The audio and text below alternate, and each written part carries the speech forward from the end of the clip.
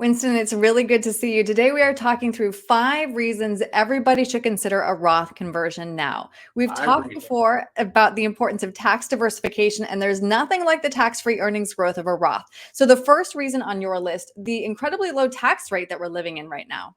Well, yeah, thanks to the Trump tax cuts, also known as the Tax Cuts and Jobs Act, that's the formal name for it. Tax brackets were lowered for corporations and for individual filers as well. Mhm. And it created this real sweet spot in the tax code of the 22 and the 24% tax brackets, which, when you look at those, they really create a great opportunity for tax bracket harvesting, that you can convert large amounts of your pre-tax dollars and stay within those favorable tax brackets. Right. And when we take a look back at historical rates, Winston, we know it could be a lot worse. Absolutely. You go back to 1945, towards the end of World War II, when the highest marginal tax bracket was over 90%. Well, obviously, taxes have come down since then. And now you see that we are in historically low tax bracket times, which suggests to our listeners that this could be a good time to start making those Roth conversions. Right. All right. The second point here is kind of the silver lining to everybody's depreciated portfolio, a smaller amount to convert, and then that growth can happen tax free. That's right. Let's just say, for instance, you came to the table with a $500,000 in a Roth that you had 2 years ago, and today it's worth, say, 400,000, and you want to make that conversion.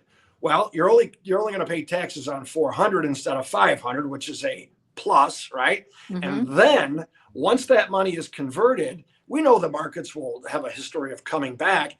All of that growth, all of that return value will be yours completely tax free. That does sound nice. Okay, the Yes, third reason is the possible elimination of the backdoor Roth.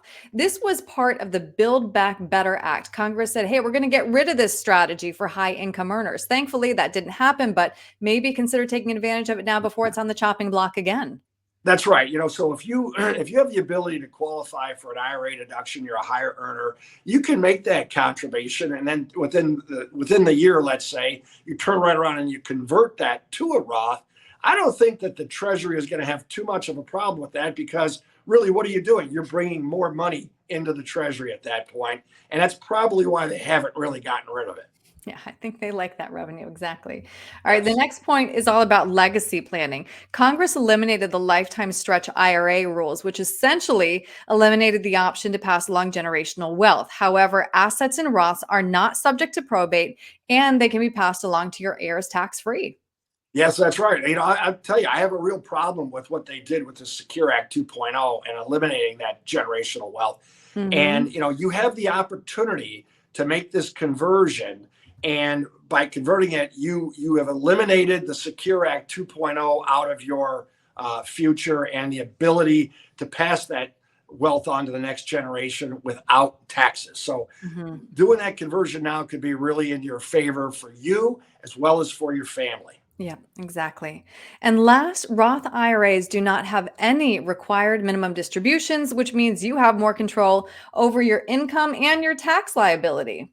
That's right. Secure Act 2.0 brought about this. The original Secure Act was 70 and a half to 72 on RMDs. Secure Act 2.0 brought in the age 73, and if you were born after 1960, age 75. But think about it. The markets tend to grow, and these RMDs being pushed back are going to cause the amount of money in this pre-tax pot to swell. So if you have that money in there, it's going to cause your RMDs to be larger. Whereas if you do these conversions, you could take RMDs out of your equation once and for all. Yeah, that does sound nice. That's Winston, right. I really appreciate being able to talk these strategies through with you. What I'm hearing, though, is that the sooner you can have these conversations with a professional, the better. So, what's the best way to get a hold of you?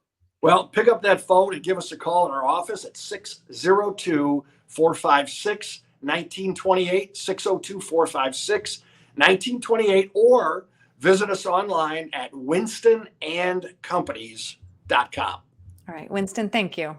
Thanks so much, Erin. Always great to see you.